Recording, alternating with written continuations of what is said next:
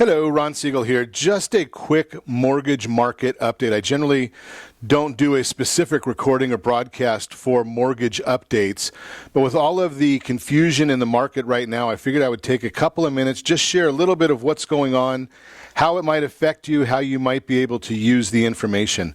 Obviously, the Dow Jones right now, as I record this, down 248 points, oil down $1.54 a barrel, and the U.S. 10-year Treasury is off almost a quarter of a point. It's at 1.457 is the yield on the 10-year Treasury. That's the backdrop of what's going on. It all has, or mostly, has to do with the British vote to exit the European Union, and it's created quite a bit of volatility in the markets, in both stocks and mortgage, and they both all started Friday, when right following that vote or the announcement of the vote in the European Union. The markets do not like uncertainty. And when they got the predictions wrong, if you remember, Thursday the stock market was up significantly. Friday it was down significantly. So the other economic news that came out had very, very little impact. And as a result, mortgage rates ended the week lower and near the best levels since 2015. Final polls ahead of the vote were close. Again, the markets don't like uncertainty. The vast majority of investors expected the UK to vote to remain in the European Union. The outcome indicated that the UK will exit the European Union, resulting uncertainty caused investors to swiftly shift to safer assets on Friday. That is continuing today. Global stock markets sold off sharply. Bond yields declined, including mortgage-backed securities. Since mortgage rates are set based on mortgage-backed securities, mortgage rates moved lower, not as low as they probably should have, and we'll talk about that in just a second.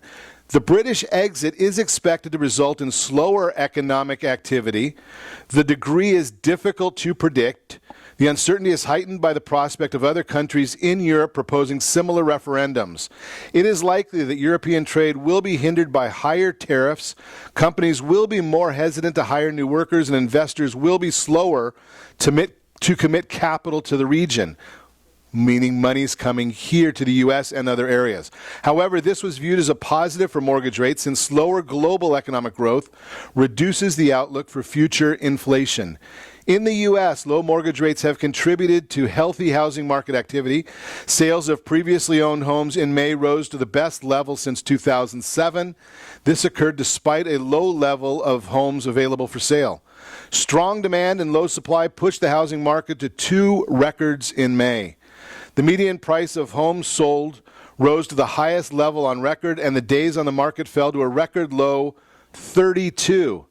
Not a lot of news out today, but the bond rally is continuing in a big way. The 10-year Treasury is up almost another point, which means the yields are down, as I just mentioned to you.